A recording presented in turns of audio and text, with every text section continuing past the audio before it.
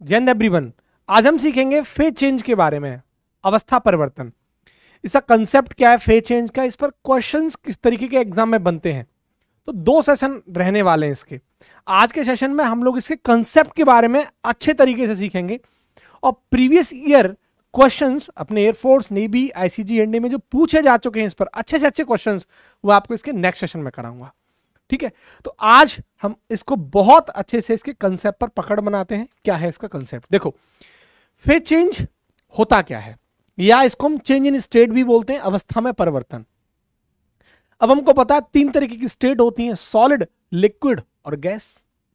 तो सॉलिड का लिक्विड में चेंज होना, या लिक्विड का गैस में चेंज होना, या इसका वाइस वर्सा, मतलब उल्टा, गैस का लिक्विड में बदलना या लिक्विड का सॉलिड में बदलना, ये फेज चेंज कहलाता है या चेंज इन स्टेट कहलाता है। एग्जाम्पल के तौर पर हम आइस को यानी बर्फ को सॉलिड कह सकते हैं, लिक्विड को वाटर कह सकते हैं, या वेपर मतलब जो वाष्प है, भाप है, उसको हम गैस कह सकते हैं। तो आइस का वाटर में बदलना, वाटर का वेपर में बदलना, या वेपर का वाटर में, या वाटर का आइस में बदलना, ये फेज चेंज कहलाता है या चेंज इन स्टेट कहलाता है। अब देखो, 1 नंबर का क्वेश्चन जो बनता है, सबसे पहले कि सॉलिड को लिक्विड में हम जो चेंज करते हैं, तो इस प्रोसेस को कहा जाता है मेल्टिंग या फ्यूजन, गलन। और अगर लिक्विड को गैस में बदलते हैं, इस प्रोसेस को बोला जाता है वेपराइजेशन। और गैस को जब लिक्विड में बदलते हैं, इसे कंडेंसेशन कहा जाता है। और सॉलिड लिक्विड को जब सॉलिड में बदलते हैं, इसे फ्रीजिंग कहा जाता है, हिमांक कहा जाता है। ठीक है, जैसे अगर हम बर्फ को पानी में चेंज करें, तो इस प्रोसेस को मेल्टिंग बोला जाएगा। लिक्विड को गैस में यानी पानी को भाप में बदलें, तो इसे वेपराइजेशन बोला जाएगा। भाप को पानी में बदलें, इसे कंडेंसेशन बोला जाएगा। और उस पानी को बर्फ में बदलें, उसे फ्रीजिंग यानी हिमांक बोला जाएगा। अब अगर मुझे सॉलिड से डायरेक्ट गैस में बदलना हो, या फिर गैस से डायरेक्ट सॉलिड में बदलना हो, इन प्रोसेस को क्या बोला जाता है? तो सॉलिड से गैस में बदलने के लिए इस प्रोसेस को सब्लिमेशन कहा जाता है, और गैस से सॉलिड में बदलने के लिए इस प्रोसेस को डीसब्लिमेशन कहा जाता है, या डिपोजिशन बोला जाता है, निक्षेपण। अब इसके एग्जाम्पल समझते हैं। सबसे पहला एग्जाम्पल है जब सॉलिड से डायरेक्ट गैस में बदलते हैं। इसका बेस्ट एग्जाम्पल है परफ्यूम टैबलेट्स। देखो, आप सबने देखा होगा कि जो ओडोनिल की जो टैबलेट आती है, परफ्यूम टैबलेट्स बोला जाता है, तो हर किसी के बाथरूम में आपको मिल जाएंगी। हम मार्केट से खरीद के लाते हैं, तो जो इसके अंदर पैकेट के अंदर ये रेक्टेंगुलर फॉर्म में होती है या सर्कुलर फॉर्म में होती है। ठीक है, जब मार्केट से लेके आते हैं सॉलिड फॉर्म में मिलती है हमें, और 1 महीने बाद, 1.5 महीने बाद, 20 दिन बाद ये गायब हो जाती है। फिर हम नहीं खरीद के लाते हैं, फिर वो भी गायब हो जाती है। एक्चुअल में हो क्या रहा है, जो सॉलिड फॉर्म है वो डायरेक्ट गैस में बदल रही है, वाटर में नहीं बदल रही, सीधा सॉलिड से डायरेक्ट गैस में बदल रही है। इस प्रोसेस को क्या बोला जाता है? सब्लिमेशन बोला जाता है। और दूसरी प्रोसेस क्या थी? जब गैस से डायरेक्ट आप सॉलिड में बदल रहे हो। तो आपने देखा होगा, ये जो एग्जाम्पल है होरफ्रोस्ट बोला जाता है ना, होरफ्रोस्ट। जैसे मूवी में आपने देखा होगा, बर्फ गिर रही है, हो क्या रहा है, गैस एक्चुअली में ये बर्फ की फॉर्म में कन्वर्ट हो जाती है, यानी गैस डायरेक्ट सॉलिड में बदल जाती है। या फिर जैसे और कॉमन एग्जांपल मैं दूं, कोहरा हो गया। कोहरा, जैसे आप जनरली एक पाला भी होता है, कोहरा भी होता है। पारा तो जैसे आपने देखा होगा सर्दियों के समय में जो आलू की खेती होती है, उसमें पारा लग जाता है, पत्तों के ऊपर व्हाइट व्हाइट से हो जाते हैं, बर्फ सी जम जाती है हल्की हल्की। तो एक्चुअली में जो गैस है वो सॉलिड फॉर्म में चेंज हो गई है। इस प्रोसेस को क्या बोला जाता है? डीसब्लिमेशन बोला जाता है, या डिपोजिशन बोला जाता है। ठीक है, या फिर कोहरा, जब आप कोहरे के टाइम में होते हैं, आप जैकेट पहन के रखते हो, तो आपको दिखाई देता है यहाँ व्हाइट व्हाइट सा हो जाता है पूरे पर। तो जो गैस है डायरेक्ट वो सॉलिड फॉर्म में बदल गई है। तो इस प्रोसेस को डिपोजिशन या फिर डीसब्लिमेशन बोला जाता है। या मैं एक और एग्जांपल दे दूं, तो मैं सॉलिड से गैस के लिए एक एग्जांपल तो दे दिया मैंने तुम्हें, perfume tablet, common example, daily life का एग्जांपल है। एक एग्जांपल आपने सुना होगा, जो कैम्फर यानी जो कपूर की गोली है। जब हम बहुत छोटे से थे, तो जब इतना प्रचलन नहीं था परफ्यूम्स का, बॉडी स्प्रे का, ठीक है, तो तब क्या होता था, हमारी जो ड्रेस हुआ करती थी या कपड़े हुआ करते थे, उनमें मम्मियां क्या रखती थी? कपूर की टैबलेट रखती थी। तो कपूर की गोली को रखते थे, तो 1 महीने बाद, 2 महीने बाद कपूर की गोलियां क्या गायब हो जाती थी। तो ये पूरी प्रोसेस क्या कहलाती है? सॉलिड से गैस में बदलने के लिए इस पूरी प्रोसेस को क्या बोलते हैं? That is what? सब्लिमेशन। ठीक है, ऊर्ध्वपतन। आई होप आप मेरी इतनी बातें समझे होंगे। 1 नंबर का क्वेश्चन यहां से बनता है। अब दूसरी बात, जब आप सॉलिड से लिक्विड में बदलते हैं, तो हीट दी जाती है। कहने का मतलब जब बर्फ को आप पानी बनाओगे, बर्फ को आप पानी बनाओगे तो हीट दोगे, या फिर जब आप लिक्विड को बर्फ बनाओगे तो उसमें से हीट निकालोगे। एग्जाम्पल के तौर पर अगर आपने पानी को फ्रिज में रख दिया, लिक्विड है पानी, फ्रिज में रख दिया, तो बर्फ कब बनती है? फ्रीजर का काम क्या है? हीट को बाहर निकालना, उसके टेम्परेचर को कम करना, टेम्परेचर को कम करना, हीट बाहर निकालना। तो हीट बाहर निकलेगा तभी तो वो बर्फ, पानी बर्फ में बदलता है। तो जब बर्फ को पानी में बदलेंगे तो हीट दी जाती है, और पानी को बर्फ में बदलेंगे तो हीट निकाली जाती है, हीट टेकन आउट। ठीक वैसे ही जब पानी को बाष्प बनाया जाता है, वेपर में बदला जाता है, तो हीट दी जाती है, और जब वेपर को पानी बनाया जाता है तो हीट इसमें से बाहर निकाली जाती है।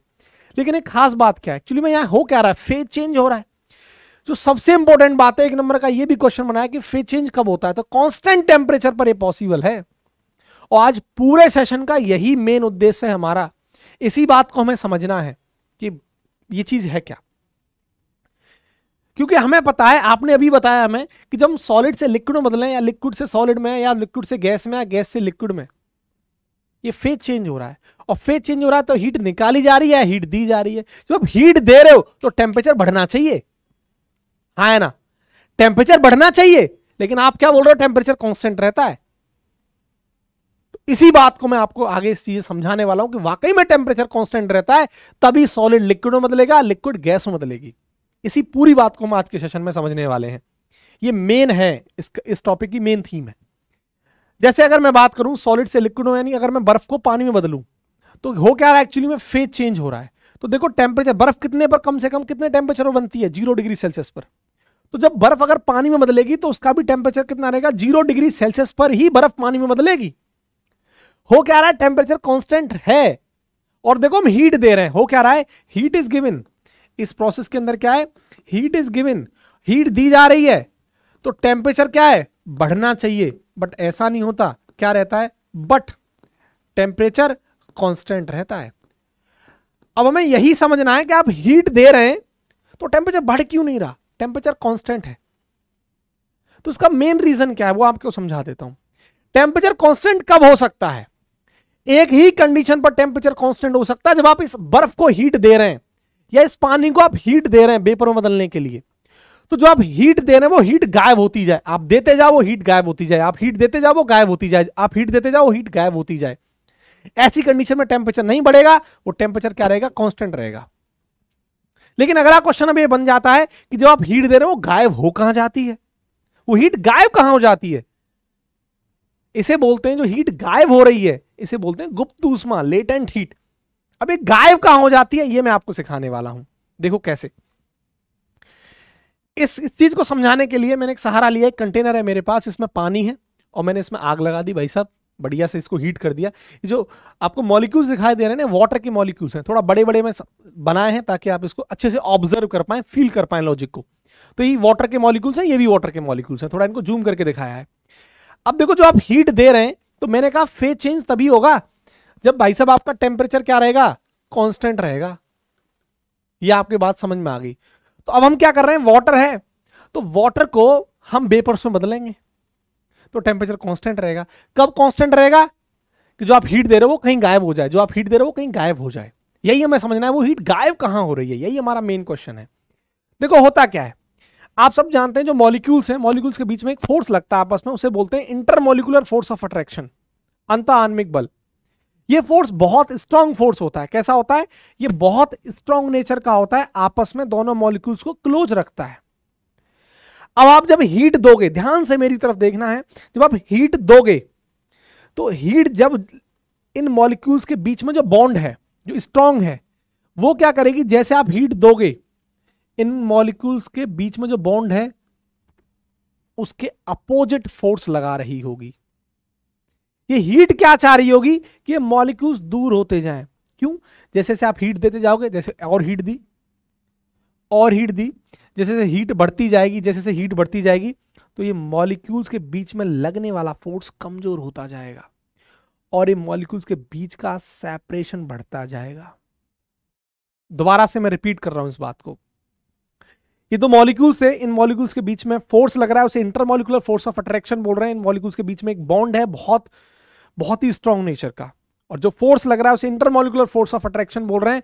जब आप इस मॉलिक्यूल्स को हीट दोगे तो हीट देने पर क्या होगा, वो जो मॉलिक्यूल्स हैं वो तो ये चाहेंगे कि हम आपस में बंधे हुए रहें टाइटली, तो वो तो एक दूसरे के ऊपर फोर्स लगा रहे हैं, बट हीट क्या कर रही है, इनके अपोजिट, उस फोर्स के, इंटरमोलिकुलर फोर्स ऑफ अट्रैक्शन के अपोजिट फोर्स लगा रही है।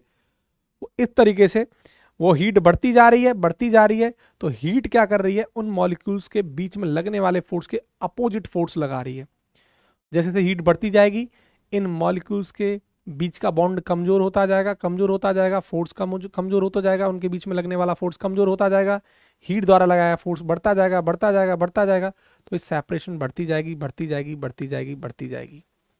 और हुआ क्या, जो आप हीट देते जा रहे थे, देते जा रहे थे, देते जा रहे थे, वो खर्च किस में हो रही है, इन मॉलिक्यूल्स के बीच की सेपरेशन को बढ़ाने में खर्च होती जा रही है, खर्च होती जा रही है, और वो हमें दिखाई नहीं देती।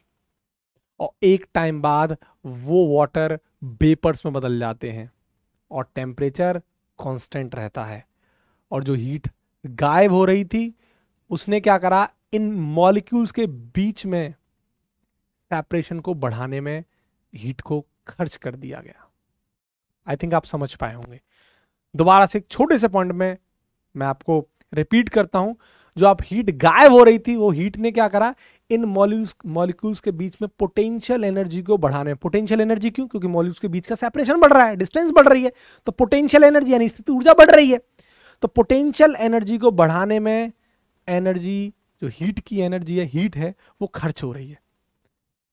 तो ये जो हीट गायब हो रही है उसका काम आपको पता लग गया। उसका काम क्या है, उसका काम है उनके बीच की पोटेंशियल एनर्जी को बढ़ाने में खर्च हो रही है।